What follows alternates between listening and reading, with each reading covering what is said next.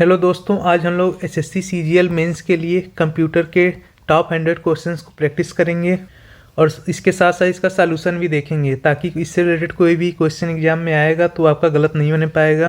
ये सभी questions SSC previous year में या तो आए हुए हैं या उसी पैटर्न पे आधारित हैं।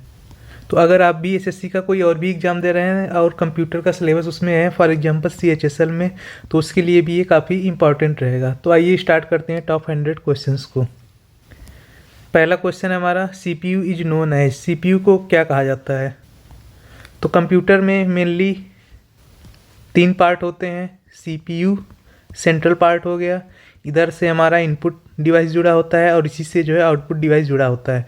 इनपुट डिवाइस के थ्रू हम लोग डेटा को एंट्री करते हैं और उस पर प्रोसेसिंग का काम सीपीयू का होता है और सीपीयू प्रोसेसिंग करने के बाद डेटा को इन्फॉर्मेशन में कन्वर्ट करता है। इन्फॉर्मेशन क्या होता है? जो हमारे ऑर्गेनाइज डेटा होता है या हमारे काम का डेटा होता है, उसी को इन्फॉर्मेशन कहते हैं और उसको दिखाने का काम कौन करता है? आउटपुट डिवाइस करता है। तो सीपीयू को ही कंप्यूटर का ब्रेन कहा जाता है, तो इसका ऑप्शन बी करेक्ट हो जाएगा। और सीपीयू के 3 पार्ट होते हैं। सीयू जिसको कहते हैं कंट्रोल यूनिट, एक होता है एएलयू अरिथमेटिक लॉजिकल यूनिट और एक होता है मेमोरी यूनिट। तो इसको भी याद रखिएगा। अभी हम लोग आगे के क्वेश्चंस में इसको डिस्कस करेंगे। तो इसका करेक्ट आंसर हो जाएगा option B, brain of computer, यानी सीपीयू को कंप्यूटर का मस्तिष्क कहा जाता है। तो ऑप्शन बी इसका करेक्ट हो जाएगा। नेक्स्ट क्वेश्चन देखते हैं, which is an input device. इसमें से कौन सा एक इनपुट डिवाइस है? तो मैंने अभी भी बताया, इनपुट डिवाइस ऐसी डिवाइसेस होती हैं जिनका यूज किया जाता है डेटा को कंप्यूटर में इंटर करने के लिए। मेन इनपुट डिवाइस अगर आप देखेंगे तो कीबोर्ड हैं, माउस हैं, लेकिन इसके अलावा भी कई सारे हमारे इनपुट डिवाइसेस होते हैं। तो इसमें देखते हैं ऑप्शन में क्या दिया हुआ है। मॉनिटर, ये तो हमारा आउटपुट डिवाइस है और मॉनिटर को वीडीयू भी कहते हैं। वीडीयू का फुल फॉर्म है visual display unit. Visual display unit इसको कहा जाता है। प्रिंटर आपको पता है, ये सॉफ्ट कॉपी को हार्ड कॉपी में कन्वर्ट करता है, ये भी एक तरह का आउटपुट डिवाइस है। अच्छा, स्पीकर क्या है? स्पीकर भी हमारा आउटपुट डिवाइस है। ये कन्वर्ट करता है डिजिटल सिग्नल को ऑडियो सिग्नल में। ठीक, तो यहाँ पे हमारा करेक्ट आंसर ऑप्शन सी हो जाएगा। जो भी टेक्स्ट और कमांड होते हैं वो कीबोर्ड के थ्रू हम लोग कंप्यूटर में इंटर करते हैं और कीबोर्ड हमारा इनपुट डिवाइस है, तो इसका ऑप्शन सी करेक्ट हो जाएगा। चलिए नेक्स्ट क्वेश्चन पे चलते हैं। अगला क्वेश्चन हमारा, RAM is a type of, किस प्रकार का मेमोरी है? रैम किस टाइप का मेमोरी है, ये क्वेश्चन में पूछा जा रहा है। तो रैम क्या होता है? इसका पूरा नाम भी एग्जाम में पूछा जाता है, रैंडम एक्सेस मेमोरी। इसका फुल फॉर्म याद रखिएगा। ये एक तरह का होता है अस्थायी मेमोरी, जिसको इंग्लिश में कहा जाता है वोलेटाइल मेमोरी। वोलेटाइल क्यों होता है? वोलेटाइल इसलिए होता है क्योंकि अगर इसमें इलेक्ट्रिक की सप्लाई बंद हो जाए तो इसमें जो भी डेटा स्टोर है वो सारे डेटा गायब हो जाते हैं, तो इसीलिए ये एक तरह का वोलेटाइल मेमोरी है। दूसरी चीज़, ये रोम से इसकी स्पीड ज़्यादा होती है। रोम से इसकी स्पीड ज़्यादा होती है। और रैम 2 प्रकार के होते हैं, स्टैटिक रैम और आपका डायनेमिक रैम, जिसमें से स्टैटिक रैम की स्पीड डायनेमिक रैम से ज़्यादा होती है। तो ये रहा हमारा क्वेश्चन का पूरा एक्सप्लेनेशन और इसके हिसाब से, क्वेश्चन के हिसाब से जो हमारा ऑप्शन होगा वो होगा ऑप्शन बी, वोलेटाइल मेमोरी। तो रैम क्या है? एक तरह का वोलेटाइल मेमोरी है। चलिए नेक्स्ट क्वेश्चन पे देखते हैं। अगला क्वेश्चन है, which memory is a non volatile. तो अभी हम लोगों ने वोलेटाइल पढ़ा, अब नॉन वोलेटाइल का एग्जाम्पल आया। तो रोम और सेकेंडरी मेमोरी को ही हम लोग वोलेटाइल मेमोरी कहते हैं। कुछ लोग क्या होता है कि सेकेंडरी को याद ही नहीं रख पाते कि ये भी नॉन वोलेटाइल टाइप का है, जबकि आप याद रखिए रोम तो होता ही है, जिसका फुल फॉर्म होता है रीड ओनली मेमोरी। इसके साथ साथ सेकेंडरी मेमोरी जो भी हमारी हैं, चाहे हार्ड डिस्क ड्राइव हो, सीडी ड्राइव हो, डीवीडी हो, पेन ड्राइव हो, ये सारी किस में आती हैं? सेकेंडरी मेमोरी में आती हैं। और ये दोनों जो है नॉन वोलेटाइल है। मतलब नॉन वोलेटाइल का मतलब स्थायी मेमोरी। स्थायी का मतलब अगर इसमें इलेक्ट्रिक सप्लाई बंद हो जाए तब भी डेटा इसमें रिटेन रहेगा। तो इसका करेक्ट आंसर क्या होगा? इसका करेक्ट आंसर होगा आपका रोम। अच्छा, कैच मेमोरी क्या होता है? ये माइक्रो प्रोसेसर और रैम के बीच में एक ब्रिज का काम करता है, एक पुल का काम करता है। जो भी डेटा हमें बार बार यूज करने होते हैं वो सारे डेटा किस में? कैच मेमोरी में आके स्टोर होते हैं। रजिस्टर क्या होता है? ये भी एक छोटा सा मेमोरी का यूनिट है और ये यूज होता है हमारे माइक्रो प्रोसेसर के अंदर यूज होता है। ठीक है, तो अगला क्वेश्चन देखते हैं। इस क्वेश्चन का आंसर आपका सी हो जाएगा, रोम। अगला क्वेश्चन देखते हैं, हार्डवेयर मीन्स।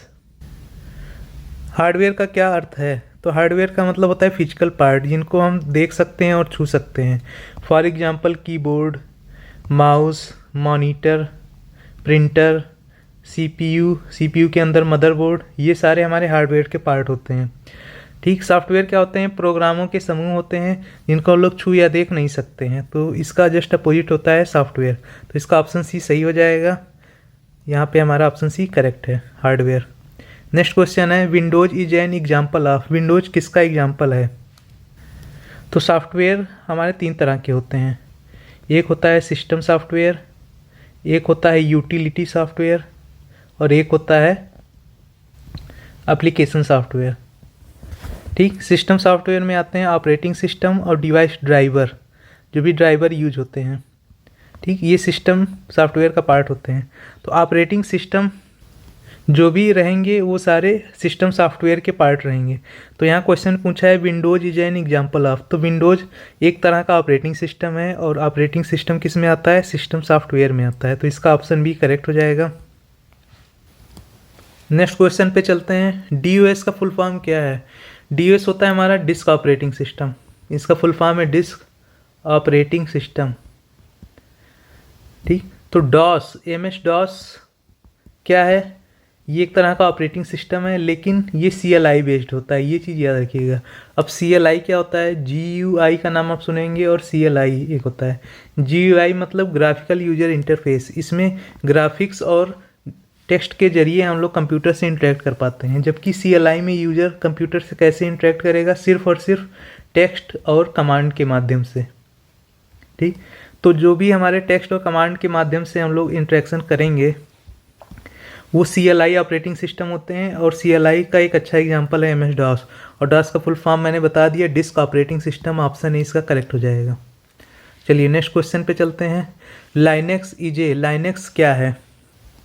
तो लाइनेक्स एक तरह का ओपन सोर्स ऑपरेटिंग सिस्टम है। इसका ऑप्शन बी करेक्ट हो जाएगा।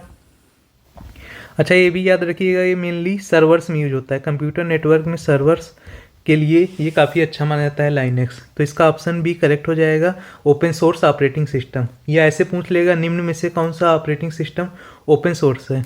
तो जिसका source code freely publicly available होता है उसी को ओपन सोर्स कहते हैं।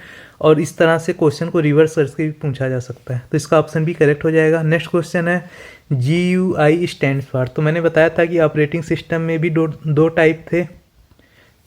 ये किस पे बेसिस थे? ये यूजर कैसे इंटरेक्ट करता है हमारा कंप्यूटर से, उसके बेसिस पे 2 टाइप के थे, एक GUI और एक CLI। CLI का एग्जांपल हम लोग देख लिए थे, MS DOS होता है। GUI का एग्जांपल होता है विंडोज। ठीक, तो विंडोज क्या है? GUI बेस्ड है, मतलब ग्राफिकल यूजर इंटरफेस। इसमें ग्राफिक्स के जरिए और टेक्स्ट के जरिए, दोनों के जरिए हम लोग कंप्यूटर से इंटरेक्ट कर पाते हैं। फॉर एग्जांपल आप मोबाइल में देखते होंगे व्हाट्सएप का जो सिंबल होता है, उस पर जा करके जब आप क्लिक करते हैं, आप ज़रूरी नहीं कि लिख करके दे रहे हैं कि व्हाट्सएप ओपन द व्हाट्सएप, या इस तरह से आप डायरेक्ट जाते हैं, इमेज देखते हैं व्हाट्सएप का लोगो, और उसी लोगो पे जा करके क्लिक कर देते हैं, व्हाट्सएप ओपन हो जाता है। तो यही हमारा GUI बेस्ड होता है, और इसी में पॉइंटिंग डिवाइस का रोल आता है। फॉर एग्जांपल माउस, तो इसमें माउस का यूज काफ़ी अच्छे से हो पाया GUI बेस्ड सिस्टम पे। तो ये इसका ऑप्शन है हमारा सही हो जाएगा, ग्राफिकल यूजर इंटरफेस इसका फुल फॉर्म हो जाएगा। ठीक, बूटिंग मीन्स। बूटिंग का मतलब क्या होता है? कंप्यूटर जब भी स्टार्ट होता है उसी प्रक्रिया को बूटिंग कहते हैं। तो इसका ऑप्शन सी करेक्ट हो जाएगा, स्टार्टिंग कंप्यूटर। नेक्स्ट क्वेश्चन देखते हैं। अगला क्वेश्चन है हमारा, MS Word is used for. MS word किसके लिए यूज होता है? तो एक चीज़ याद रखिएगा, MS ऑफिस सूट। ठीक, MS ऑफिस सूट में 3 ऐप आते हैं, एक आता है MS वर्ड, एक आता है MS पावर पॉइंट, और एक आता है MS एक्सेल। ठीक, इससे रिलेटेड क्वेश्चन हम लोग आगे देखेंगे अभी। तो इन तीनों का एक कॉम्बिनेशन होता है MS ऑफिस सूट में। तो ये बाय डिफ़ॉल्ट विंडोज में नहीं रहता है, ऐसा भी क्वेश्चन पूछा जा सकता है। तो MS वर्ड क्या है? ये स्पेशल डॉक्यूमेंट बनाने के लिए यूज होने वाला एक एप्लीकेशन सॉफ्टवेयर है। तो MS वर्ड से 2 क्वेश्चन बनेंगे, या तो ये बनेगा कि ये किसके लिए यूज होता है। पहला मैंने बता दिया डॉक्यूमेंट बनाने के लिए, और दूसरा किसके लिए यूज होता है, दूसरा पूछा जाता है इससे ये किस प्रकार का सॉफ्टवेयर है। तो ये एक तरह का एप्लीकेशन सॉफ्टवेयर है। एप्लीकेशन सॉफ्टवेयर ऐसे सॉफ्टवेयर होते हैं जो किसी एक पार्टिकुलर एप्लीकेशन को परफॉर्म करने के लिए बनाए गए होते हैं, जैसे ये डॉक्यूमेंट बनाने के लिए यूज होता है। तो इसका ऑप्शन बी आपका करेक्ट हो जाएगा। नेक्स्ट क्वेश्चन देखते हैं। अगला क्वेश्चन है Excel file extension is. Excel का फाइल एक्सटेंशन क्या है। तो पहले एक्सेल का डॉट एक्सेल एस होता था, और बाद में जो नया वर्जन आया 2016 के बाद डॉट एक्सेल एस एक्स हो गया। तो इसका ऑप्शन सी करेक्ट हो जाएगा। DOCX ये किसका फाइल एक्सटेंशन है, ये हमारा MS वर्ड का है। PPTX पावर पॉइंट का है। PDF किसका है, डॉक्यूमेंट का है। ठीक, तो इतना चीज़ें याद रखिएगा, इससे रिलेटेड कोई भी क्वेश्चन पूछा जा सकता है। तो यहाँ करेक्ट आंसर होगा option C Excel SX। Shortcut key for save करने के लिए शॉर्टकट की कौन सा होता है। तो इसका करेक्ट आंसर हो जाएगा ऑप्शन बी Ctrl+S। ये किसी एप्लीकेशन सॉफ्टवेयर के बेसिस पे नहीं बताया जा रहा है, इसको आप नॉर्मली हर जगह ये शॉर्टकट की यूज होती है, ये चीज़ याद रखिएगा। कहीं भी फाइल को आपको सेव करना है या कुछ भी करना है तो वहाँ Ctrl+S हो जाता है, उससे सेव का ऑप्शन आता है। आप MS वर्ड में काम कर रहे हो, चाहे पावर पॉइंट में काम कर रहे हो, चाहे एक्सेल में काम कर रहे हो, S दबाएंगे कंट्रोल के साथ तो आपका सेव हो जाएगा जो भी डॉक्यूमेंट पे आप काम कर रहे हैं। जबकि अगर सेव एज को देखेंगे तो उसका शॉर्टकट की क्या होता है, F12 होता है। Ctrl+A सेलेक्ट ऑल का ऑप्शन आता है। Ctrl+C इससे कॉपी का ऑप्शन आता है। कट का किससे आता था, Ctrl+X से आता है। और Ctrl+V पेस्ट करने का ऑप्शन होता है। तो ये सारे शॉर्टकट की हैं जो एग्जाम में पूछी जा सकती हैं और काफ़ी इंपॉर्टेंट हैं। तो ये याद रखिएगा, Ctrl+S और F12 से सेव एज का ऑप्शन आता है। ठीक, याद रखिएगा इसको, ऑप्शन बी इसका करेक्ट हो जाएगा। Excel formula start with. Excel का फार्मूला किससे स्टार्ट होता है। तो हमेशा याद रखिएगा, जब भी आप फंक्शन बार को देखेंगे और कोई फार्मूला इंटर करेंगे तो वो हमेशा इक्वल टू के साइन से स्टार्ट होगा। तो इसका करेक्ट आंसर हो जाएगा ऑप्शन सी, इक्वल टू के साइन से शुरू होता है। नेक्स्ट है power point is use for. Power point का यूज किस लिए किया जाता है, प्रेजेंटेशन बनाने के लिए यूज होता है, मैंने अभी भी बताया था। और ये एक तरह का एप्लीकेशन सॉफ्टवेयर है। तो इस तरह से भी क्वेश्चन पूछा जा सकता है। तो करेक्ट आंसर हो जाएगा इसका ऑप्शन बी। अगला क्वेश्चन है WWW स्टैंड्स फॉर। तो इसका फुल फॉर्म होता है वर्ल्ड वाइड वेब। ठीक, तो इसका करेक्ट आंसर हो जाएगा option a world wide web. और इसकी खोज किसने की थी, ये भी एग्जाम में पूछा सकता है। तो इनका नाम याद रखिएगा, टिम बर्नर्स-ली। Tim Berners-Lee. तो इसका ऑप्शन ए करेक्ट हो जाएगा। नेक्स्ट क्वेश्चन देखते हैं। ISP का मतलब क्या होता है। तो ISP का मतलब होता है internet service provider. Internet service provider होता कौन है, फॉर एग्जांपल जियो, एयरटेल, जिसकी वजह से आप इंटरनेट चला पा रहे हैं। तो वो हमें इंटरनेट चलाने की सर्विस प्रोवाइड कर रहा है, इसीलिए इसको इंटरनेट सर्विस प्रोवाइडर कहते हैं। तो इसका करेक्ट आंसर हो जाएगा option A internet service provider. अगला क्वेश्चन है लैन फुल फॉर्म। लैन का फुल फॉर्म क्या होता है। तो लैन का फुल फॉर्म होता है लोकल एरिया नेटवर्क। इसका ऑप्शन कौन सा सही हो जाएगा, ए सही हो जाएगा, लोकल एरिया नेटवर्क। दूसरी चीज़, इसका रेंज याद रखिएगा कि 1 से लेकर 5 किलोमीटर के रेंज में ही इसका नेटवर्क का जोग्राफिकल एरिया होता है, 1 से लेकर 5 किलोमीटर। और जनरली एक बिल्डिंग या एक बिल्डिंग के कई सारे कमरों में जो भी नेटवर्क होते हैं, कंप्यूटर आपस में जुड़े होते हैं, वो लैन के थ्रू जुड़े होते हैं।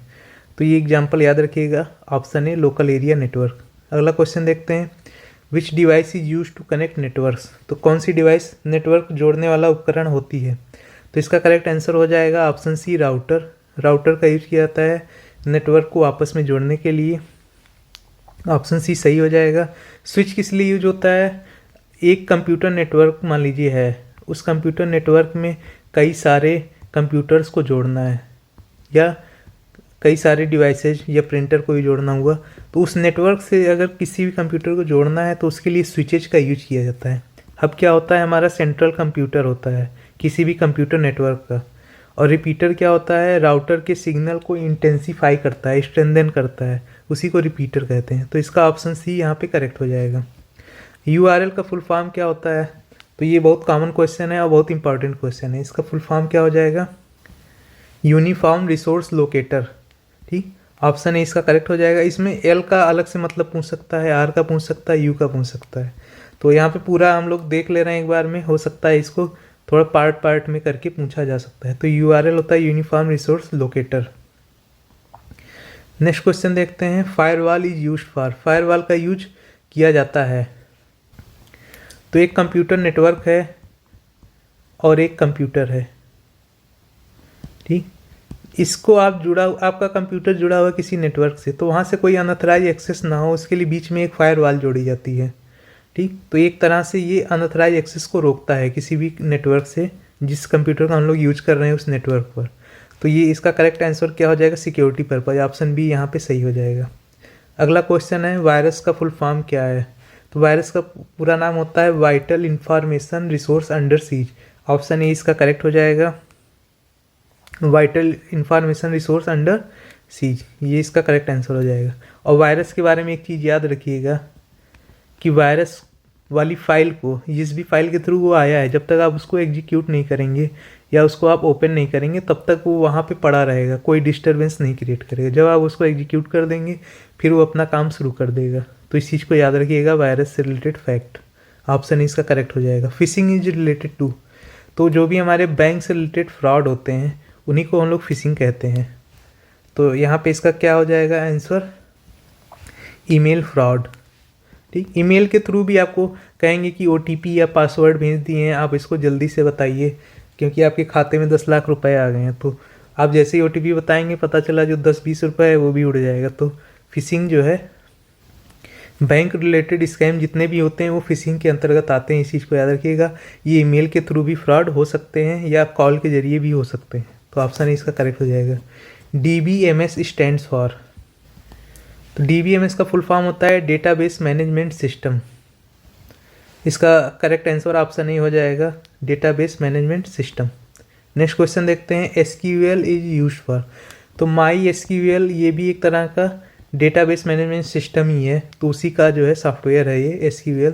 तो SQL का यूज कहाँ किया जाता है, डेटाबेस क्वेरी में किया जाता है, डेटाबेस मैनेजमेंट के लिए। तो ऑप्शन बी इसका करेक्ट हो जाएगा। अगला क्वेश्चन देखते हैं, 1 बाइट इक्वल्स टू। तो ये वाले क्वेश्चंस तो अक्सर आते रहते हैं मैक्सिमम एग्जाम में, जहाँ कंप्यूटर का क्वेश्चन पूछा जाता है वहाँ इस तरह के क्वेश्चंस बनते रहते हैं। अब मैं बताता हूँ इसका सीरीज। सबसे पहले आता है एक बिट क्या होता है, तो 0 या 1 को एक बिट कहते हैं। फिर आता है एक निब्बल, एक निब्बल में क्या होते हैं, 4 बिट होते हैं। फिर आता है एक बाइट, एक बाइट में क्या होते हैं, 8 बिट होते हैं, ठीक। सीरीज शुरू हो गया है। अब आता है एक KB, 1 किलोबाइट, 1 किलोबाइट क्या होते हैं, 1024 बाइट, बाइट होते हैं, ठीक। याद रखिएगा ये वाला, बिट नहीं बाइट। उसके बाद 1024 KB मिल करके क्या बनाते हैं, 1 MB बनाते हैं, 1 मेगाबाइट बनाते हैं। और 1024 मेगाबाइट मिल के क्या बनाते हैं, 1 गीगाबाइट बनाते हैं, मतलब 1 GB बनाते हैं। तो इतना याद रखिएगा, एग्जाम में यहाँ से क्वेश्चन बन सकता है। तो इसका ऑप्शन क्या करेक्ट होगा, 8 बिट्स। ऑप्शन सी इसका करेक्ट हो जाएगा। अगला क्वेश्चन देखते हैं, फुल फॉर्म ऑफ HTML। तो HTML का फुल फॉर्म क्या होता है, तो इसका फुल फॉर्म होता है hyper text markup language. Option A इसका करेक्ट हो जाएगा,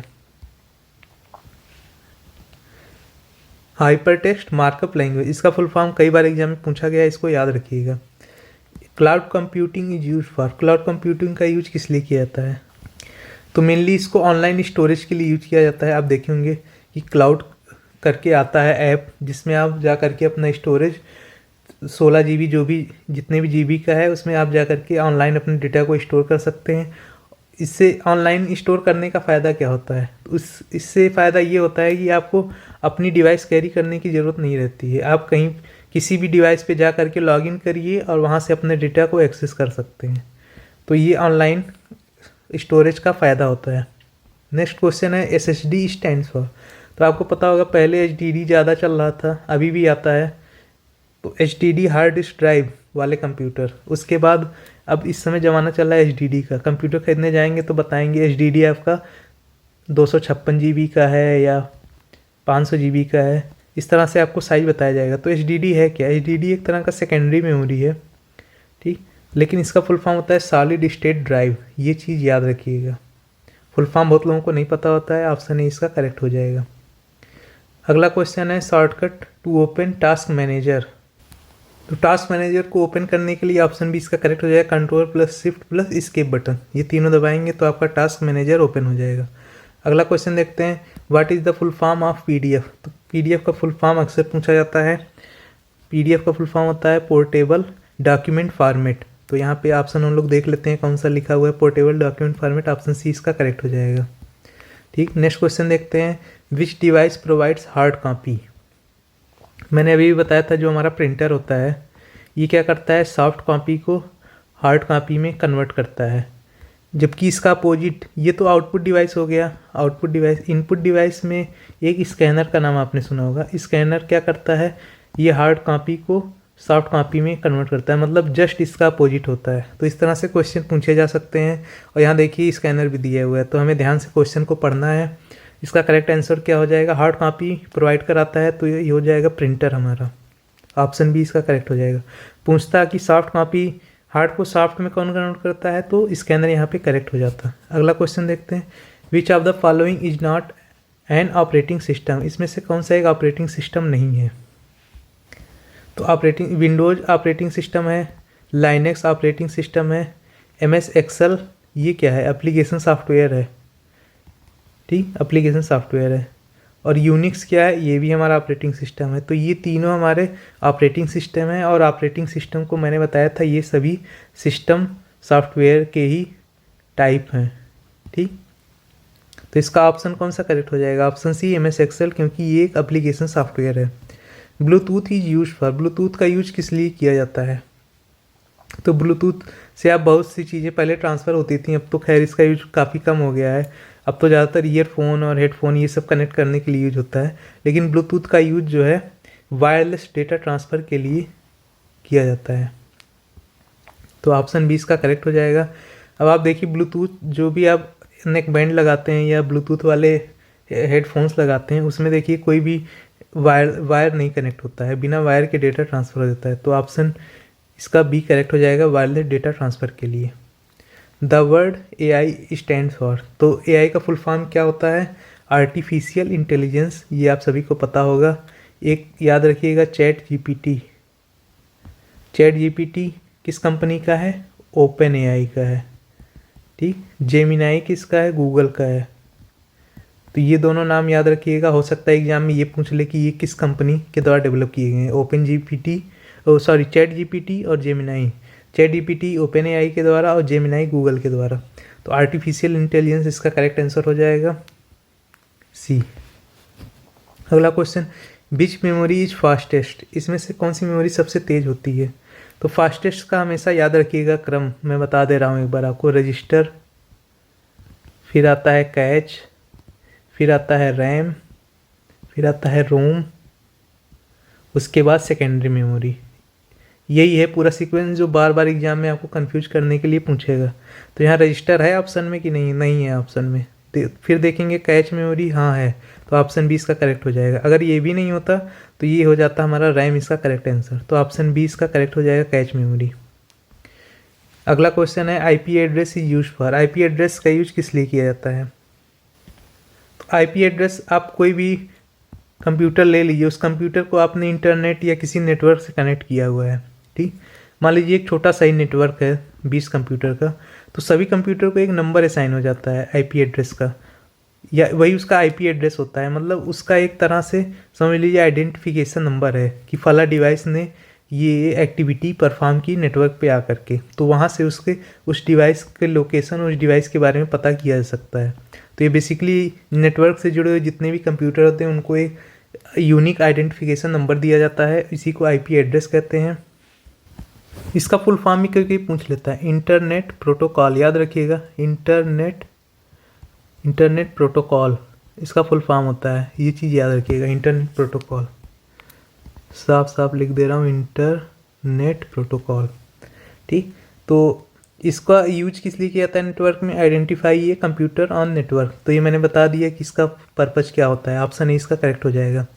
अगला क्वेश्चन है, shortcut key use to select all. तो सेलेक्ट ऑल का मैंने अभी ऊपर बताया था शॉर्टकट की में कि Ctrl+A का यूज होता है सेलेक्ट ऑल के लिए। तो ऑप्शन ए सही हो जाएगा। एस का यूज मैंने बताया था सेव करने के लिए, सी का मतलब था कॉपी, कंट्रोल प्लस सी मतलब कॉपी हो रहा था, कंट्रोल प्लस वी मतलब पेस्ट हो रहा था। ठीक, तो इसका करेक्ट आंसर ऑप्शन ए हो जाएगा सेलेक्ट ऑल। अगला क्वेश्चन देखते हैं, which of the following is an example of search engine. Search engine का कौन सा एग्जाम्पल होता है? तो गूगल, याहू, ये सारे जो है, याहू का नाम भी याद रखिएगा, ये सारे हमारे सर्च इंजन होते हैं। सर्च इंजन का काम क्या होता है, आप कोई भी एक टेक्स्ट लिखेंगे, एक कीवर्ड लिखेंगे, उस कीवर्ड से रिलेटेड जितने भी इंफॉर्मेशन वर्ल्ड वाइड वेब पे हैं सारे आपको अवेलेबल हो जाएंगे इस सर्च इंजन के थ्रू। यही सर्च इंजन का फंक्शन होता है। तो इसके डेफिनेशन से भी पूछा जा सकता है, तो इसका करेक्ट आंसर ऑप्शन सी हो जाएगा, गूगल एक तरह का सर्च इंजन है। अच्छा, वेब ब्राउज़र क्या है? क्रोम, ये भी गूगल का ही है, तो क्रोम याद रखना, ये एक तरह का वेब ब्राउज़र है, जबकि गूगल क्या है? सर्च इंजन है। तो ये डिफरेंस पूछा जाता है। अगला question, which key combination is use to close an active window. इसका करेक्ट आंसर हो जाएगा option B Alt plus F4। तो ऑप्शन बी इसका करेक्ट आंसर हो जाएगा, Alt प्लस F4 यूज किया जाता है। नेक्स्ट क्वेश्चन देखते हैं। अब हमारे MS वर्ड बेस्ड MCQ हम लोग करेंगे, क्योंकि आपको पता है इन सब टॉपिक से रिलेटेड वर्ड प्रेजेंटेशन, मतलब पावर पॉइंट वाले से और एक्सेल वाले से कई सारे क्वेश्चंस बनते हैं और ये काफ़ी इंपॉर्टेंट टॉपिक होता है। तो चलिए देखते हैं MS वर्ड वाले MCQ। सबसे पहला क्वेश्चन है, which feature in MS Word is use to check spelling and grammar. तो स्पेलिंग चेक और ग्रामर के लिए कौन सा यूज होता है? Spell check. तो इसका ऑप्शन सी करेक्ट हो जाएगा, स्पेल चेक यूज होता है। और इसकी शॉर्टकट की क्या है? F7। F7 इसकी शॉर्टकट की है स्पेल चेक करने के लिए। तो इसका ऑप्शन सी करेक्ट हो जाएगा। अगला क्वेश्चन देखते हैं, what is the default file extension in MS Word. तो मैंने बताया था वहाँ पे सारा फाइल एक्सटेंशन जो अभी हम लोग इससे पहले वाले क्वेश्चन किए थे फाइल एक्सटेंशन से रिलेटेड। तो MS वर्ड वाले में पहले आता था .doc, लेकिन 2016 उसके बाद वाले वर्जन में आने लगा .docx, docx। इसका ऑप्शन सी करेक्ट हो जाएगा, .docx। ठीक, याद रखिए, ये ओल्ड वर्जन में था, ये न्यू वर्जन में है। टेक्स्ट वाला किस लिए यूज होता है? ये यूज होता है टेक्स्ट फाइल के लिए, इसको भी याद रखिएगा। अगला क्वेश्चन देखते हैं, which shortcut key is use to open an existing document in MS Word. तो जाहिर सी बात है ओपन उसी को करेंगे जो पहले से एग्जिस्ट कर रहा होगा। तो उसके लिए हम लोग कौन सा ऑप्शन यूज करते हैं? Control plus O, open. ठीक, ये शॉर्टकट की सारी याद रखिएगा, एग्जाम में शॉर्टकट की से रिलेटेड क्वेश्चन बनता है, तो इसको ध्यान से देखिएगा। Which feature is use to combine, which feature is use to combine multiple documents. तो एक से अधिक डॉक्यूमेंट को जोड़ने के लिए MS वर्ड में कौन सी सुविधा होती है? तो इसका करेक्ट आंसर होगा option A, mail merge. Mail merge का उपयोग क्या है, मैं एक एप्लीकेशन पे बता दे रहा हूँ आपको। मान लीजिए आपने एक इनविटेशन कार्ड लिखा टू, ठीक, किसी के नाम का लिख दिया, वहाँ नेम लिख दिया, यहाँ एड्रेस लिख दिया। उसके बाद यहाँ पे पूरा फंक्शन की डिटेल है कि कब कौन सा फंक्शन होने वाला है। अब ये आपको मान लीजिए 100 लोगों को भेजना है और 100 लोगों का नाम होना चाहिए, एड्रेस होना चाहिए। तो क्या सबके लिए आप अलग अलग कार्ड लिखेंगे? नहीं, सबके लिए अलग अलग नहीं लिखेंगे। यहाँ पे यूज होता है मेल मर्ज का। तो वहाँ पे आपके पास एक लिस्ट होगी, उस लिस्ट को उठा करके आप MS वर्ड में मेल मर्ज के जरिए इसको ब्लैंक रख करके यहाँ से 100 नाम को यहाँ पे डाल दीजिए।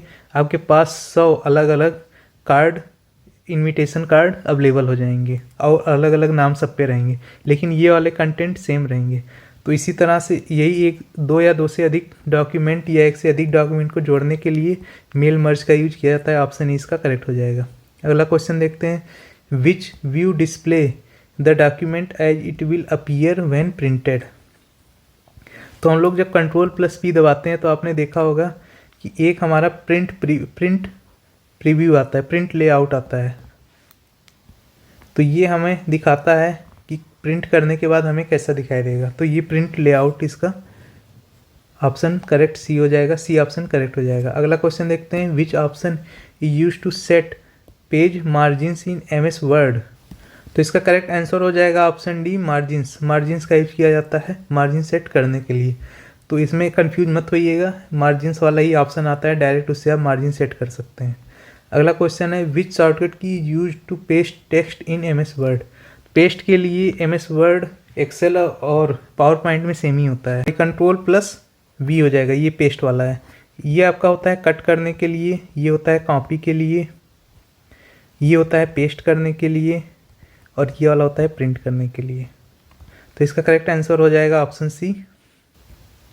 क्वेश्चन है हमारा, which shortcut key use to paste text in MS Word. तो Ctrl+X यूज हो रहा था कट करने के लिए यूज होता है, C यूज होता है कॉपी के लिए, ये भी हम लोग पहले देख चुके हैं अभी, और Ctrl+V यूज होता है पेस्ट करने के लिए। यही ऑप्शन हमारा करेक्ट हो जाएगा ऑप्शन सी। और P यूज होता है प्रिंट करने के लिए। ठीक, तो Ctrl+V पेस्ट करने के लिए, ऑप्शन सी इसका करेक्ट हो जाएगा। नेक्स्ट क्वेश्चन देखते हैं, which feature is use to automatically correct common typing errors. तो इसका करेक्ट आंसर हो जाएगा ऑटो करेक्ट। ऑटो करेक्ट जो है स्वतः सुधारने के लिए यूज किया जाता है। तो आप मोबाइल में भी देखे होंगे ऑटो करेक्ट वाला ऑप्शन आता है, तो ये ऑप्शन बी इसका करेक्ट हो जाएगा। अगला क्वेश्चन देखते हैं, which tool is use to find and replace text in a document.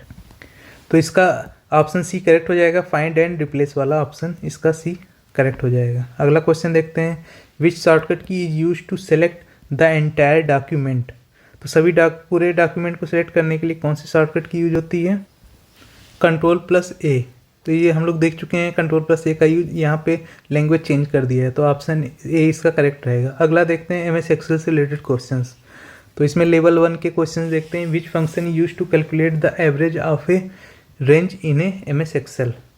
तो रेंज किसे कहते हैं MS एक्सेल में? मान लीजिए आपने रो और कॉलम सेलेक्ट किया हुआ है सेल्स के, मान लीजिए यहाँ से लिए हुए हैं ए से लेकर के ABCDEF G तक मान लीजिए लिए हुए हैं, तो ये ही इसका रेंज कहलाएगा।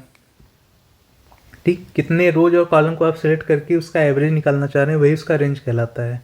तो एवरेज के लिए कौन सा फंक्शन यूज होता है? एवरेज यूज होता है, इस चीज़ को याद रखिएगा। दो संख्याओं को जोड़ने के लिए सम यूज होता है। काउंट किसके लिए यूज होता है? काउंट ऐसे सेल्स को काउंट करता है। मान लीजिए आपने पूरा एक रेंज सेलेक्ट कर लिया, उस रेंज में आपने काउंट फंक्शन को लगा दिया, तो ऐसे सेल्स को वो बताएगा जिसमें सिर्फ और सिर्फ न्यूमेरिकल वैल्यूज लिखी होती हैं, टेक्स्ट या अल्फ़ाबेटिक वैल्यूज नहीं लिखी हों, तो काउंट उसको काउंट करता है। तो इसका ऑप्शन सी हो जाएगा। अगला क्वेश्चन देखते हैं, what is the default file extension in MS Excel 2016 and later version. तो एक्सेल के ये पुराना वर्जन था, .xls पुराना वर्जन, और 2016 उसके बाद .xls ये नया वर्जन है, नया वर्जन। तो ये न्यू वर्जन में .xlx यूज होता है, तो इसका ऑप्शन भी करेक्ट हो जाएगा।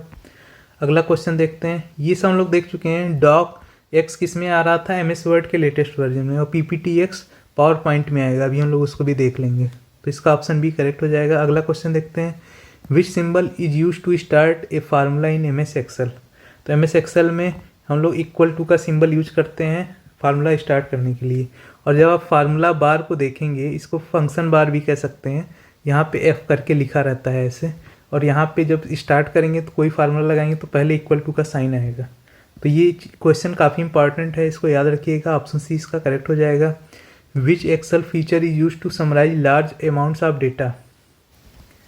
ठीक, तो इसका करेक्ट आंसर हो जाएगा पिवोट टेबल। ऑप्शन बी इसका करेक्ट आंसर हो जाएगा। पिवोट टेबल का यूज किया जाता है बड़े डेटा को सारांशित करने के लिए, उसका सारांश निकालना है, समरी निकालना है। Which function counts only numeric value in a range. मैंने अभी अभी बताया था कि काउंट्स का काम क्या था, कि ऐसे सेल्स की काउंटिंग करना जिसमें, मान लीजिए मैं एक एग्जांपल देता हूँ आपको, ऐसे आपको समझ में आ जाएगा। ये मान लीजिए कई सारे सेल हैं, इन सेलों में किसी में A लिखा है, किसी में B लिखा है, C लिखा है, D लिखा है, किसी का नाम लिखा है, लेकिन यहाँ पे 1 2 यहाँ पे 3 4 4 ऐसे सेल में जिसमें सिर्फ न्यूमेरिक वैल्यू लिखी हुई है। तो काउंट का काम क्या होगा? सिर्फ और सिर्फ संख्यात्मक मानों की गणना करना। कितने ऐसे सेल हैं जिसमें केवल न्यूमेरिकल वैल्यू लिखे हैं, तो काउंट हमारा इसका करेक्ट आंसर हो जाएगा ऑप्शन बी। चलिए अगले क्वेश्चन पे चलते हैं। विच की इज यूज्ड, नेक्स्ट है हमारा, which key is use to edit the active cell in MS Excel. ये काफ़ी इंपॉर्टेंट क्वेश्चन है, और F2 का यूज किया जाता है किसी भी MS एक्सेल में किसी भी सेल के कंटेंट को एडिट करने के लिए। एक तरह से आप और एडिट कर सकते हैं, आप जाएंगे माउस से क्लिक करेंगे उस सेल को, ठीक, तो वो सिलेक्ट हो जाता है सेल और वो बन जाता है एक्टिव सेल। अब इस पर जब एक बार और आप क्लिक करेंगे तो यहाँ पे कर्सर ब्लिंक होने लगेगा, यानी कि अब आप इसमें कोई भी कंटेंट चेंज कर सकते हैं या लिख सकते हैं। तो वही काम हम लोग शॉर्टकट की से कर लेते हैं, F2 से। ठीक, अगला क्वेश्चन देखते हैं। What is the intersection of row and column called in Excel. तो ये सारे हमारे कॉलम हो गए और ये हमारे रोज हो गए। रो मतलब पंक्तियाँ और कॉलम मतलब स्तंभ जो ऊर्ध्वाधर लाइनें हैं। ये कॉलम है और ये है हमारा रो। कॉलम और रो ये जहाँ इंटरसेक्ट कर रहे हैं, ये सब इंटरसेक्ट करके ही हमारे सेल बना रहे हैं, सेल। तो इसका ऑप्शन बी करेक्ट हो जाएगा। एमएस एक्सेल में इसे सेल कहा जाता है। अगला क्वेश्चन है which function is use to find the highest value in a range. तो किसी भी रेंज में हाईएस्ट वैल्यू निकालने के लिए मान लीजिए इतने सारे यहाँ पे सेल्स हैं, ठीक, ये सारे सेल्स हैं।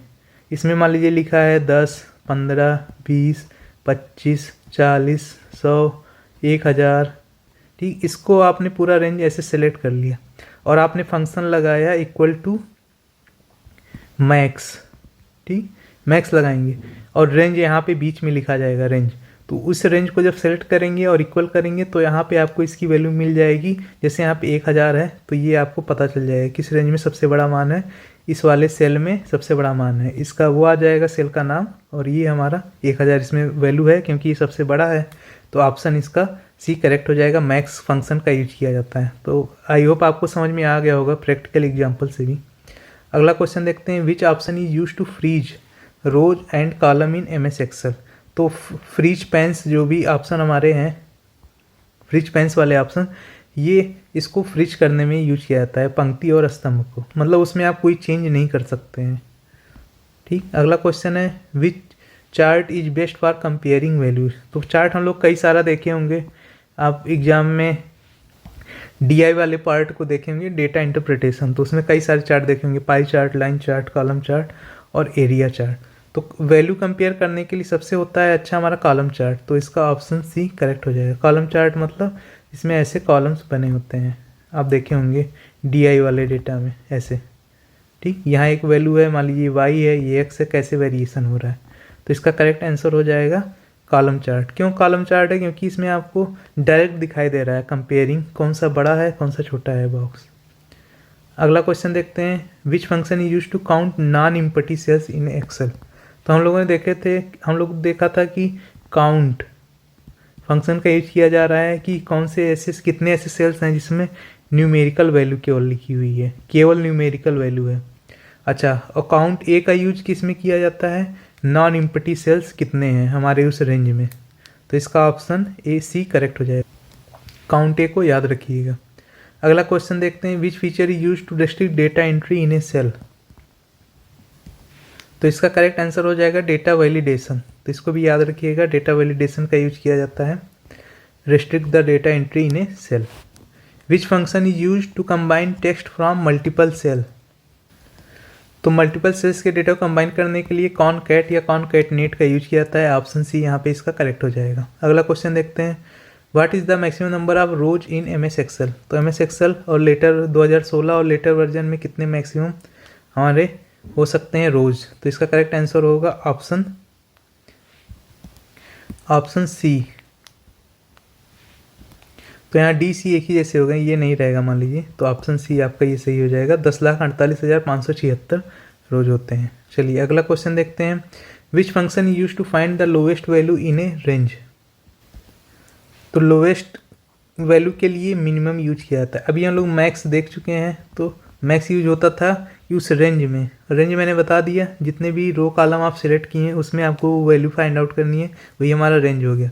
तो उसमें अगर देखना है किस सेल में मैक्सिमम वैल्यू है मिनिमम वैल्यू है, तो वहाँ उसके लिए ये फंक्शन यूज किया जाता है। तो मिनिमम के लिए मिनिमम यूज हो गया MIN, बस इतना, यही फंक्शन यूज होता है। अगला क्वेश्चन है हमारा which Excel tool removes duplicate records.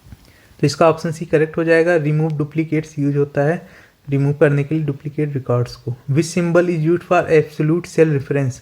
Absolute cell reference के लिए कौन सा चिन्ह यूज किया जाता है? डॉलर का सिंबल यूज किया जाता है। ये बहुत इंपॉर्टेंट क्वेश्चन है, मोस्ट इंपॉर्टेंट, इसको याद रखिएगा। Which chart is best for showing trends over time. तो टाइम के साथ चेंजिंग के लिए लाइन चार्ट यूज होता है। आप देखे होंगे क्रिकेट मैच में इसको, एक टीम का ऐसे स्कोर जाता है, दूसरे टीम का ऐसे ऐसे ऐसे अलग कलर से शो किया जाता है। तो ये टाइम के साथ कैसे चीज़ें आगे बढ़ रही हैं, इसके लिए लाइन चार्ट सबसे ज़्यादा इंपॉर्टेंट होता है, इसको याद रखिएगा। ऑप्शन सी इसका करेक्ट हो जाएगा। अगला question which Excel function returns the current date. इसका करेक्ट आंसर हो जाएगा टुडे वाला फंक्शन। टुडे यूज होता है करंट डेट प्राप्त करने के लिए। ऑप्शन बी इसका करेक्ट हो जाएगा। अगला क्वेश्चन देखते हैं, which shortcut key is use to save a workbook in a Excel. तो सेव करने के लिए मैंने बताया था Ctrl+S का यूज होता है, तो ऑप्शन सी इसका करेक्ट हो जाएगा। और ये एक्सेल ही नहीं, आपके वर्ड में और पावर पॉइंट इन सब में, और नॉर्मली अगर फाइल को सेव करना है तब भी वहाँ पे आपको Ctrl+S काम करता है विंडोज़ में, तो ऑप्शन सी इसका करेक्ट हो जाएगा। अगला एक क्वेश्चन हमारे पावर पॉइंट से रिलेटेड रहने वाले हैं, तो चलिए स्टार्ट करते हैं पावर पॉइंट से रिलेटेड क्वेश्चंस को। Which view is use to arrange the order of in PowerPoint. तो पावर पॉइंट में स्लाइड के क्रम को व्यवस्थित करने के लिए कौन सा व्यू उपयोग किया जाता है। तो याद रखिएगा स्लाइड सॉर्टर व्यू एक होता है। इसमें क्या होता है, ऐसे स्लाइड्स आपको, सारे स्लाइड्स जितने भी होते हैं वो सारी स्लाइड्स आपको ऐसे नज़र आएंगी, और यहाँ पे आप किसको कहाँ पे अरेंज करना है ये कंप्यूटर स्क्रीन में पूरा शो होगा आपको। छोटी छोटी स्लाइड्स ऐसे सारी स्लाइडें एक छोटे वर्जन में शो होंगी, और आपको मान लीजिए इसको आगे करना है, इसको पीछे करना है, तो यहाँ से आप आसानी से देख करके कर सकते हैं, क्योंकि आपको सारी स्लाइडें एक बार में दिखाई दे रही हैं। तो इसका करेक्ट आंसर ऑप्शन बी हो जाएगा, स्लाइड सॉर्टर व्यू, और ये काफ़ी इंपॉर्टेंट फीचर है, याद रखिएगा। अगला क्वेश्चन है, what is the default file extension in MS power point 2016 and later version. तो अभी भी मैंने बताया था कि .ppt ओल्ड वर्जन में था और नए वर्जन में .pptx होगा, तो ऑप्शन बी इसका करेक्ट हो जाएगा। अगला क्वेश्चन देखते हैं, which shortcut key is use to start a slide show from the beginning. तो बिगनिंग के लिए कौन सा शॉर्टकट की यूज होता है, तो F5 यूज होता है। ठीक, ऑप्शन ए इसका करेक्ट हो जाएगा। स्लाइड शो का मतलब क्या होता है कि पूरे स्क्रीन में जब भी हमें प्रेजेंटेशन, मान लीजिए प्रेजेंटेशन मेरा तैयार हो गया, अब उसको हमें प्रेजेंट करना है किसी के सामने, तो हम उसको फुल स्क्रीन में कर देंगे। स्लाइड अभी इतनी पतली आ रही थी, अब स्लाइड पूरा एडजस्ट हो गई पूरे स्क्रीन में, अब ये प्रेजेंट करने के लिए रेडी है। तो ये अपने आप जो है आगे हम लोग बढ़ाते रहते हैं, इसमें स्लाइड ऑटोमेटिक आगे चलती जाएगी, और कहीं पे भी चाहे तो हम लोग उसको रोक भी सकते हैं। तो आप F5 इसका यूज होता है। स्टार्टिंग जो पहली स्लाइड है वहाँ से हमारा स्लाइड शो स्टार्ट हो जाएगा। चलिए अगला क्वेश्चन देखते हैं, which feature is use to apply the same design to all the slides. तो इसका करेक्ट आंसर हो जाएगा थीम्स। थीम्स में जा करके हम लोग सभी स्लाइड्स में एक ही जैसा डिज़ाइन यूज कर सकते हैं। स्लाइड ट्रांजिशन क्या होता है, जब हम लोग एक स्लाइड से दूसरे स्लाइड में जाते हैं, जैसे मान लीजिए ये मेरी ये स्क्रीन वाले में आप ये स्लाइड देख रहे हैं मेरी, तो एक स्लाइड से मैं दूसरे स्लाइड में किस तरीके से जा रहा हूँ। मान लीजिए यहाँ रोलिंग इफेक्ट आ रहा है, हो सकता है मैं इधर साइड से इधर स्लाइड करता तो इधर से ओपन होता। तो ये सब क्या बताता है, एक स्लाइड से दूसरे स्लाइड में जैसे जैसे हम लोग जाते हैं वही हमारा स्लाइड ट्रांजिशन कहलाता है। तो इस फैक्ट को भी याद रखिएगा, एग्जाम में कई बार पूछा जा चुका है। तो ऑप्शन बी इसका करेक्ट हो जाएगा, थीम्स। ये सभी स्लाइड्स पे एक जैसा डिजाइन लागू हो जाता है, और ट्रांजिशन के बारे में मैंने बता दिया है। अगला question, which option is use to add speaker notes. तो इसका करेक्ट आंसर है नोट पेन्स। नोट पेन का यूज किया जाता है, नोट्स पेन का यूज किया जाता है स्पीकर नोट्स को ऐड करने के लिए। अगला क्वेश्चन है, which feature controls how one slide changes to the next. तो अभी मैंने स्लाइड ट्रांजिशन का एग्जांपल दिया था कि जैसे मेरा ये स्लाइड नंबर मान लीजिए 31 है और यहाँ से 32 में मैं जा रहा हूँ, तो ये किस तरह से मैं अगले स्लाइड पे जा रहा हूँ वही तरीका ही कहलाता है ट्रांजिशन। तो इसका करेक्ट आंसर क्या हो जाएगा, ऑप्शन बी ट्रांजिशन। एनिमेशन क्या होता है, एनिमेशन अप्लाई होता है एक सिंगल स्लाइड पे ही, मतलब एक पार्टिकुलर स्लाइड के अंदर जो भी हम लोग टेक्स्ट लिख रहे हैं उस टेक्स्ट की डिजाइनिंग कैसी होगी वो सब चीज़ें हम लोग एनिमेशन में जा कर के सेट करते हैं। तो एनिमेशन एक सिंगल स्लाइड से रिलेटेड हो गया, ट्रांजिशन एक से दूसरे में जाने के लिए हो गया, और थीम क्या होता है ये मैंने ऊपर बता दिया था कि जो भी थीम आप सिलेक्ट करेंगे वो सारे स्लाइड्स पे एक कॉमन इफेक्ट डालेगा। तो ऑप्शन बी इसका करेक्ट हो जाएगा। अगला क्वेश्चन है, which view is best for adding animation to the objects. तो इसका करेक्ट आंसर हो जाएगा नॉर्मल व्यू।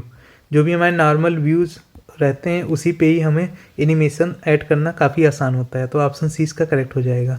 अगला क्वेश्चन है, which option is use to insert charts in PowerPoints. तो इसका करेक्ट आंसर होगा ऑप्शन बी इंसर्ट में जा कर के चार्ट। तो हम लोग इंसर्ट में जा कर के चार्ट, फार्मूला, टेबल ये सब इंसर्ट कर सकते हैं। तो ऑप्शन बी इसका करेक्ट हो जाएगा। अगर आपको पावर पॉइंट, एक्सेल और वर्ड से रिलेटेड कोई भी समस्या है तो मेरा एक KVS से रिलेटेड एक प्लेलिस्ट मैंने बनाया हुआ है, उसमें आप कम टाइम में जा कर के इन सब चीज़ों से रिलेटेड जो भी डाउट है उसको क्लियर कर सकते हैं। और 1-1.5 घंटे में मैंने ये तीनों टॉपिक को कंप्लीट कर दिया। और इतना आसान लैंग्वेज में आपको कहीं पे भी नहीं समझाया जाएगा। मैं वहाँ पे पूरा डायग्राम के थ्रू सारे ऑप्शंस को मैंने बताया था क्या क्या कहाँ पे यूज होता है। तो उस वीडियो को आपके पास टाइम होगा तो उसको ज़रूर देखिएगा, आपके सारे डाउट्स क्लियर हो जाएंगे। तो ऑप्शन 20 का इंसर्ट प्लस चार्ट, तो उसमें मैंने बताया था इंसर्ट वाले में क्या क्या ऑप्शंस आपके आते हैं। अगला क्वेश्चन देखते हैं, which feature is use to hide a slide during a presentation. तो इसका करेक्ट आंसर हो जाएगा हाइड स्लाइड, ऑप्शन सी इसका करेक्ट हो जाएगा। स्लाइड मास्टर कहाँ यूज होता है, तो स्लाइड मास्टर सारे स्लाइड्स में कॉमन चेंज लाने के लिए स्लाइड मास्टर का यूज होता है। ठीक, तो इस चीज़ को याद रखिएगा, हाइड स्लाइड जो है यहाँ पे इसका करेक्ट हो जाएगा, एक स्लाइड छिपाने के लिए। अगला क्वेश्चन है, which shortcut key use to duplicate a selected slide. तो कंट्रोल प्लस डी यूज होता है। ठीक, इस चीज़ को याद रखिए, काफ़ी इंपॉर्टेंट शॉर्टकट की है। सी का हम लोग कॉपी पढ़े थे, ये लगभग सब में कॉमन होता है। वी का मतलब पेस्ट होता है, ये भी सब में कॉमन था। एन का मतलब न्यू, नया स्लाइड ऐड करना होगा कंट्रोल प्लस न्यू दबाएंगे। इसी तरह से वर्ड में काम कर रहे हो, नया डॉक्यूमेंट पेज ऐड करना है तो कंट्रोल प्लस न्यू दबाएंगे। तो इस तरह से कंट्रोल प्लस न्यू हमारा न्यू डॉक्यूमेंट के लिए यूज होता है, और कंट्रोल प्लस डी यूज होता है किसी भी स्लाइड का उसका डुप्लीकेट बनाने के लिए। अगला क्वेश्चन देखते हैं, इंटरनेट नेटवर्किंग और साइबर सिक्योरिटी से रिलेटेड क्वेश्चंस हमारे स्टार्ट हो गए हैं। तो पहला क्वेश्चन देखते हैं, what does LAN stand for. तो लैन का फुल फॉर्म हम लोग पहले भी देख चुके हैं, लोकल एरिया नेटवर्क। इसका जियोग्राफिकल एरिया कहाँ से कहाँ तक होता है, लगभग 1 से 5 किलोमीटर के बीच में ही रहता है। ये नहीं पूछेगा रेंज आपको, बस ये समझ लीजिए एक बिल्डिंग में अगर नेटवर्क स्थापित करना है तो वो हमारा लैन का यूज किया जाएगा। तो इसका करेक्ट आंसर क्या होगा, local area network, option B correct हो जाएगा। अगला question, which device is use to connect to different network. तो मैंने बताया था राउटर का यूज किया जाता है दो नेटवर्क को आपस में जोड़ने के लिए। राउटर के सिग्नल को स्ट्रेंथन करने के लिए रिपीटर का यूज किया जाता है। ठीक, मान लीजिए एक बिल्डिंग में आपका वाईफाई लगा हुआ था, आप मोबाइल यहाँ पे चला रहे थे, आप बिल्डिंग से बाहर आ गए सड़क पे, यहाँ पे आपको वाईफाई नहीं मिल रहा है। मान लीजिए आपको यहीं पे बार बार ज़रूरत पड़ रही है, यहाँ पे आपको सिग्नल कम मिल रहा है, तो क्या करेंगे, आप एक रिपीटर लगा देंगे और ये राउटर के सिग्नल को रिपीट करके यहाँ स्ट्रेंथन कर देगा। ठीक, तो यही जो है रिपीटर का काम होता है। यहाँ पे ऑप्शन सी करेक्ट हो जाएगा, राउटर। स्विच का यूज मैंने बता दिया था कि कई सारे कंप्यूटर को एक नेटवर्क से जोड़ने के लिए स्विचेज का यूज किया जाता है, और हब होता है सेंट्रल कंप्यूटर। रिपीटर का मैंने बता दिया, तो यहाँ पे ऑप्शन सी करेक्ट हो जाएगा। और रिपीटर का भी एग्जाम में क्वेश्चन पूछा जा सकता है, which protocol is use to send emails. Email send करने के लिए कौन सा प्रोटोकॉल यूज होता है, तो SMTP, सिंपल, इसका फुल फॉर्म भी पूछा जाता है, simple mail transfer protocol. Simple mail transfer protocol का यूज किया जाता है ईमेल्स भेजने के लिए। रिसीव करने में POP, पोस्ट ऑफिस प्रोटोकॉल का यूज होता है। ठीक, हाइपर टेक्स्ट ट्रांसफ़र प्रोटोकॉल क्या होता है, वेब पेज से इंफॉर्मेशन एक्सेस करने के लिए। और FTP क्या होता है, फाइल ट्रांसफ़र प्रोटोकॉल। तो वर्ल्ड वाइड वेब से इंफॉर्मेशन एक्सेस करने के लिए HTTP यूज होता है, जबकि वर्ल्ड वाइड वेब पे या इंटरनेट पे फाइल अपलोड करने के लिए फाइल ट्रांसफ़र प्रोटोकॉल यूज होता है। तो ये सब डिफरेंस याद रखिएगा प्रोटोकॉल वाले, नहीं तो कन्फ्यूजन बहुत ज़्यादा हो जाती है इसमें। तो मैंने सबका बता दिया है। SMTP होता है mail transfer, simple mail transfer protocol, mail भेजने के लिए, और रिसीव करने के लिए post office protocol POP3 use होता है। तो इसका ऑप्शन बी सही हो जाएगा। विच type of network covers a large geographical area. तो जहाँ पे लार्ज आ जाएगा मतलब एक देश से दूसरे देश, एक कंट्री से दूसरे country, one continent to other continent, या पूरे विश्व में, तो हो जाएगा वैन, हमारा वाइड एरिया नेटवर्क। इसका फुल फॉर्म होता है वाइड एरिया नेटवर्क। ठीक, मैन का हम लोगों ने नहीं देखा तो देख लीजिए, मेट्रोपॉलिटन एरिया नेटवर्क। ये एक शहर के कई जगहों पे फैला हो सकता है, या 2 शहरों में हो सकता है मेट्रोपॉलिटन। पैन का भी फुल फॉर्म देख लेते हैं, personal area network. Personal area network, तो मैन का full form metropolitan area network, ये एक सिटी में फैला हो सकता है। पैन होता है हमारे जो मोबाइल से, मान लीजिए एक मोबाइल से दूसरे मोबाइल में डेटा ट्रांसफ़र कर रहे हैं कनेक्ट करके, या मोबाइल से हम लोग प्रिंटर कनेक्ट किए हुए हैं, स्पीकर कनेक्ट किए हुए हैं, ये सब किसके एग्जाम्पल है, पर्सनल एरिया नेटवर्क के एग्जाम्पल है। अगला क्वेश्चन देखते हैं, what is the full form of IP। तो इसका आंसर समझ में आ गया ना, इसका आंसर वाइड एरिया नेटवर्क होगा, ऑप्शन सी इसका करेक्ट होगा। अगला क्वेश्चन देखते हैं, what is the full form of IP. IP का फुल फॉर्म क्या होता है? आईपी का फुल फॉर्म होता है इंटरनेट प्रोटोकॉल। तो ऑप्शन बी इसका, सॉरी ऑप्शन बी नहीं, ऑप्शन सी इसका सही हो जाएगा, इंटरनेट प्रोटोकॉल। ठीक। अच्छा, एक होता है टीसीपी। टीसीपी या आईपी, ये दोनों ही होता है इंटरनेट के लिए। टीसीपी का भी फुल फॉर्म पूछा जा सकता है। तो टीसीपी में ट्रांसमिशन कंट्रोल प्रोटोकॉल, इसका फुल फॉर्म हो गया, ट्रांसमिशन कंट्रोल प्रोटोकॉल। अच्छा, आईपी मतलब इंटरनेट प्रोटोकॉल हो गया। ये दोनों इंटरनेट के लिए यूज होते हैं, तो इसका ऑप्शन सी करेक्ट हो जाएगा। और टीसीपी का भी इंपॉर्टेंट है, पूछ सकता है एग्जाम में। Which device is use to boost network signal strength. तो नेटवर्क सिग्नल की शक्ति को बढ़ाने के लिए किस डिवाइस का उपयोग किया जाता है? तो इसका करेक्ट आंसर क्या होगा? Option C, repeater. मैं इसको डिटेल में अभी बता चुका हूँ कि राउटर का मान लीजिए सिग्नल दूर तक नहीं जाता है तो हम लोग रिपीटर का यूज करते हैं, और दो नेटवर्क को आपस में कनेक्ट करने के लिए राउटर का यूज होता है। मॉडेम का यूज कहाँ होता है? इसका फुल फॉर्म होता है मॉड्यूलेटर, डीमॉड्यूलेटर, यही इसका फुल फॉर्म है, डीमॉड्यूलेटर। ठीक। इसका काम क्या है? टेलीफोन लाइन है, टेलीफोन लाइन को कंप्यूटर से कनेक्ट करना। तो पहले जो इंटरनेट चलता था टेलीफोन लाइन से कनेक्ट करके चलता था, तो वहाँ पे हमें डिजिटल सिग्नल यानी कंप्यूटर का जो डिजिटल सिग्नल है उसको मैकेनिकल वेव्स में कन्वर्ट, एनालॉग सिग्नल में कन्वर्ट किया जाता था, एनालॉग सिग्नल में, डिजिटल टू एनालॉग, और फिर एनालॉग को डिजिटल में कन्वर्ट करता था, मतलब ये दोनों काम करता था। तो ये मॉड्यूलेटर, डीमॉड्यूलेटर इसका फुल फॉर्म हो गया। तो रिपीटर, इसका इस क्वेश्चन का आंसर रिपीटर हो जाएगा सही। Which topology uses a central device. तो सेंट्रल वाला होता है स्टार वाले में, स्टार टोपोलॉजी में। ये रहा हमारा स्टार टोपोलॉजी, स्टार की तरह बन गया है। ये सारे बाहर वाले जितने भी कंप्यूटर हैं इनको नोड कहा जाता है, नोड। ठीक। और सेंट्रल वाले को हब कहा जाता है, और यही मेन कंप्यूटर होता है, या इसको सर्वर भी आप कह सकते हैं, नेटवर्क का मेन कंप्यूटर सर्वर। तो ये स्टार टोपोलॉजी इसको कहते हैं। ऑप्शन सी इसका करेक्ट हो जाएगा।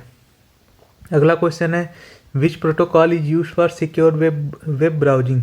तो वेब ब्राउजिंग के लिए मैंने बताया था www को के इन्फॉर्मेशन को एक्सेस करने के लिए HTTP का यूज किया जाता है, हाइपर टेक्स्ट ट्रांसफ़र प्रोटोकॉल का यूज किया जाता है। लेकिन सिक्योर एक्सेस करने के लिए, सिक्योर इन्फॉर्मेशन एक्सेस करने के लिए या सेंसिटिव इन्फॉर्मेशन के लिए HTTPS का यूज किया जाता है। एस का फुल फॉर्म होता है सिक्योर। तो पूरा फुल फॉर्म वही है, हाइपर टेक्स्ट ट्रांसफ़र प्रोटोकॉल, बस लास्ट में सिक्योर जुड़ गया है।